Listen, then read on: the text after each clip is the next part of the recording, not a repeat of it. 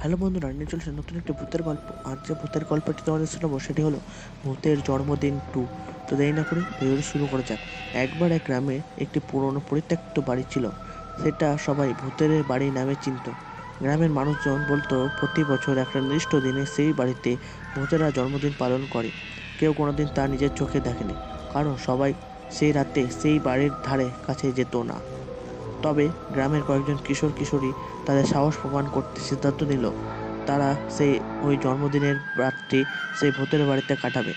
তাদের মধ্যে ছিল রবি, মিনা আর জয়। তারা তিনজন মধ্যরাতে সেই বাড়িতে প্রবেশ করলো।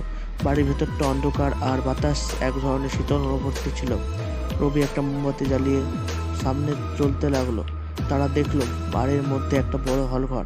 সেখানে বিশাল একটি ডাইনিং টেবিল সাজানো। টেবিলের ওপর কেক, মোমবাতি আর অন্যান্য খাবার পত্র ছিল। ঠিক তখনই তারা হঠাৎ শুনলো একটানা হাসির শব্দ, আর দেখলো চারপাশে ভূতেরা হাজির হয়েছে। ভূতেরা হাসতে হাসতে বলল, স্বাগতম আমাদের জন্মদিনের পার্টিতে, তোমরা আমাদের অতিথি।